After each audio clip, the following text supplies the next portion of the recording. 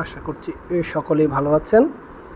আজ কথা বলবো এইচএসসি 2026 পরীক্ষার্থীদের ব্যবসা শিক্ষা বিভাগের ফিন্যান্স ব্যাংকিং বিমা প্রথম পত্র। আপনারা দেখতে পাচ্ছেন অর্থায়নের সূচনা প্রথম অধ্যায়, জ্ঞানমূলক এবং অনুধাবন প্রশ্ন। যে গুরুত্বপূর্ণ প্রশ্নগুলো এখন না পড়লেই নয়।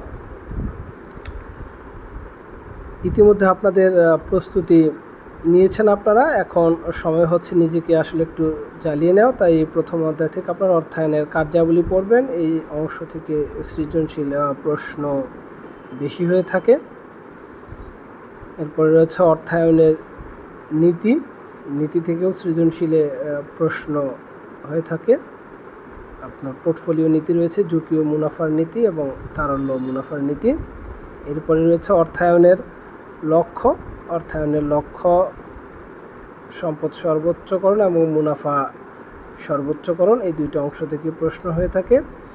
আপনারা যারা থিওরি অ্যান্সার করতে চান তারা প্রথম এবং দ্বিতীয় অধ্যায় অর্থাৎ অর্থায়নের আইনগত দিকসমূহ, তবে আমি আপনাদেরকে পরামর্শ দিব যে থিওরি অ্যান্সার করার চাইতে গাণিতিক সমস্যাগুলো যদি আপনারা উত্তর করেন সেক্ষেত্রে নাম্বার বেশি পাবেন। সেক্ষেত্রে আমার পরামর্শ থাকবে দ্বিতীয় অধ্যায় স্কিপ করে আপনারা চতুর্থ অধ্যায় আর্থিক বিশ্লেষণ অথবা সপ্তম অধ্যায় মূলধন ব্যয় আপনারা ফলো করতে পারেন।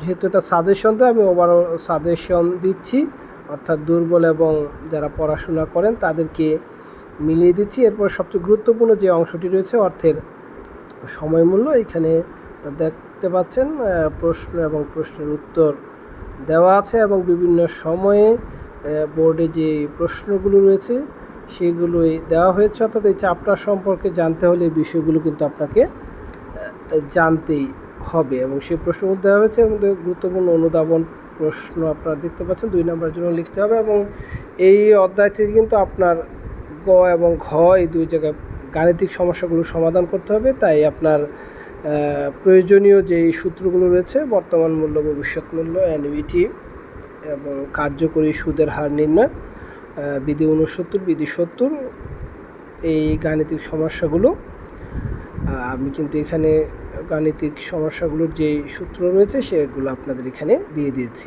এরপরেই আপনারা ষষ্ঠ অধ্যায় দীর্ঘমেয়াদী অর্থায়ন। এখানে গাণিতিক সমস্যা খুব অল্প কিছু নিয়ম রয়েছে। প্রথমে আপনার জ্ঞানমূলক এবং অনুধাবন প্রশ্ন দেখছেন। এরপরেই যে গাণিতিক সমস্যাগুলো রয়েছে আপনার বন্ডের মূল্য, জিরো কুপন বন্ড, চিরস্থায়ী বন্ড এবং ওয়াইটিএম, ওয়াইটিসি এবং কারেন্ট ইল্ড, এই জায়গাগুলো থেকেই মূলত এই অধ্যায়ে গাণিতিক সমস্যার প্রশ্ন হয়ে থাকে। আমি তাই এই প্রয়োজনীয় সূত্রগুলো দিয়ে দিয়েছি, বিভিন্ন সময়ে পরীক্ষা এসেছে, প্রশ্নগুলো দেখবেন। এরপর রয়েছে মূলধন বাজেটিং এবং বিনিয়োগ সিদ্ধান্ত, খুবই চমৎকার একটি চ্যাপ্টার। আপনারা যদি এই চ্যাপ্টারটি ফলো করেন এখান থেকেও অনেক সময় 2টা কোশ্চেনও পরীক্ষায় দিয়ে থাকে।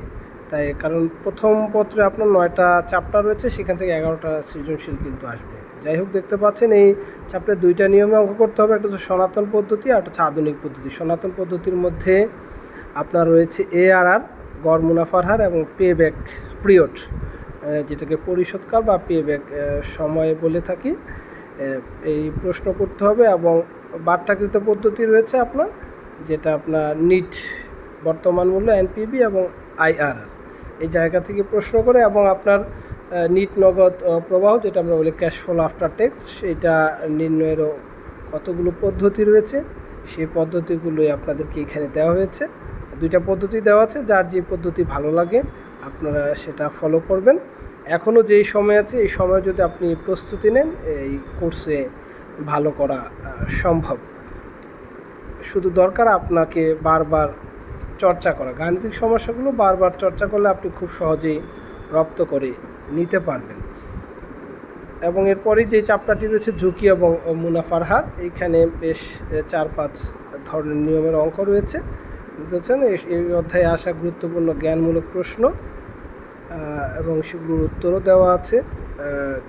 গুরুত্বপূর্ণ অনুধাবনমূলক প্রশ্ন এবং এরপরই রয়েছে প্রয়োজনীয় সূত্র। এই অধ্যায়ের অঙ্কগুলো সলভ করার জন্য, যেটা করলে আমরা গড় আয়ের হার নির্ণয়। এটা শুধু আয়ের হার দেওয়া থাকলে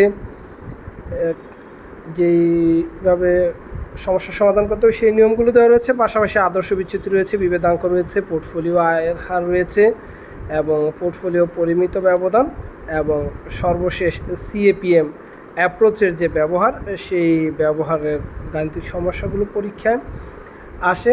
আসলে গাণিতিক সমস্যাগুলো প্র্যাকটিসের কোনো বিকল্প নেই। আর হাতে আপনাদের 2 মাসের মতো সময় আছে, এই সময় একটু ভালো প্রস্তুতি নেন। সবার জন্য শুভকামনা রইল।